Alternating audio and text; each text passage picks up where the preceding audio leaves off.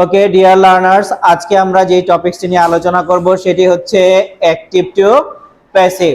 এখন এই active two প্যাসিভের আমরা একটা এক্সেপশনাল রুল শিখব। সেটি হচ্ছে, দেখো বোর্ডের দিকে মাহিয়া, ডাবল অবজেক্ট যুক্ত বাক্যকে কি করার নিয়ম? প্যাসিভ করার নিয়ম। অর্থাৎ যেই বাক্যটা থাকবে এখানে দুইটা অবজেক্ট দেওয়া থাকবে। কয়টা অবজেক্ট দেওয়া থাকবে? জাস্ট একটু দেখো, এই যে আমরা একটা বাক্য লিখেছি, দেখো হি টিচেস আস ইংলিশ। সে আমাদের কি শিক্ষা দেয়? সে আমাদের ইংরেজি শিক্ষা দেয়। এখানে আজ হচ্ছে একটা অবজেক্ট, ইংলিশ হচ্ছে একটা অবজেক্ট। তাহলে কয়টা অবজেক্ট হয়েছে?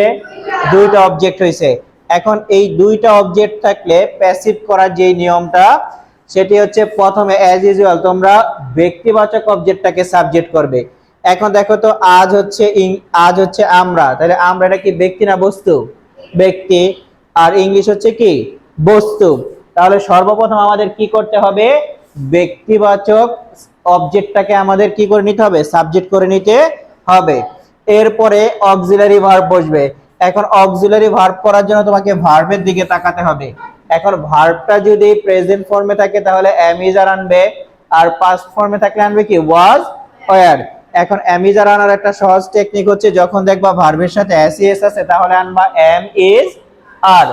যখন ভার্বের সাথে ed থাকবে তখন আনবা কি? was were। এরপরে তোমাদের কি করতে হবে? ভার্বের v3 বসাতে হবে।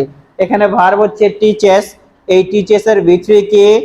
টিচেস, টিচ, টট, টট। টিচ হচ্ছে প্রেজেন্ট ফর্ম, টট হচ্ছে পাস্ট ফর্ম, টট হচ্ছে কি? Past participle form. এরপরে কি করতে হবে? এই v3 ভার্বের v3 বসানোর পরে বস্তুবাচক অবজেক্টটা বসিয়ে দিতে হবে। এই যে ইংলিশ আছে, ইংলিশের জায়গায় আমরা কি করব? ইংলিশটা বসিয়ে দেব।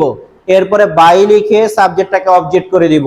এখন একটু তাকাও, প্রথমে বলছে ব্যক্তিবাচক অবজেক্টকে সাবজেক্ট করতে হবে। তাহলে ব্যক্তিবাচক অবজেক্ট কোনটা? আজ। আজরে সাবজেক্ট করলে কি হয়? উই। আজরে সাবজেক্ট করলে কি হয়? উই। আমরা লিখলাম উই। এরপরে অক্সিলারি ভার্ব বসাতে হবে, হয় am is are হবে, না হলে was were হবে। এখন টিচেস এর সাথে s আছে, কি আছে? যখন টিচেস এর সাথে s থাকবে তখন কি আসবে? am is। am বসে i এর সাথে, is বসে একজনের সাথে, আর বসে অনেকজনের সাথে। উই অর্থ আমরা। আমরা কি একজন না অনেকজন? তাহলে অনেকজন হলে is হবে না আর হবে? আর লিখবা আর। এরপরে বলছি ভার্বের v3, টিচেস এর v3 একটু আগে বলেছি, কি বলতো? টট। ভেরি গুড মাহিমা, তুমি তো খুব ভালো পারো, থ্যাংক ইউ। টিচেস এর v3 কি? টট। ওকে, লিখলাম আমরা টট। এরপরে আমরা কি করব বলো তো? এরপরে আমরা বস্তুবাচক অবজেক্টটা যেখানে আছে লিসন, ওইটা বসাই দিব। বস্তুবাচক অবজেক্ট আছে কি? ইংলিশ। তাহলে ফারজানা বসাই দিবা কি? ইংলিশ। ওকে, বসাইলাম আমরা ইংলিশ। এরপরে লিখবো একটা বাই। কি লিখবো? বাই। বাই লিখে আমরা মুভিং সাবজেক্টটাকে অবজেক্ট করে দিব। এখন সাবজেক্ট হচ্ছে হি, হি কে অবজেক্ট করলে কি হবে? হিম। হি এর অবজেক্ট কি? হিম। আমি ক্লাসটা একটু রিক্যাপ করে দেই, তোমরা মনে রাখবে।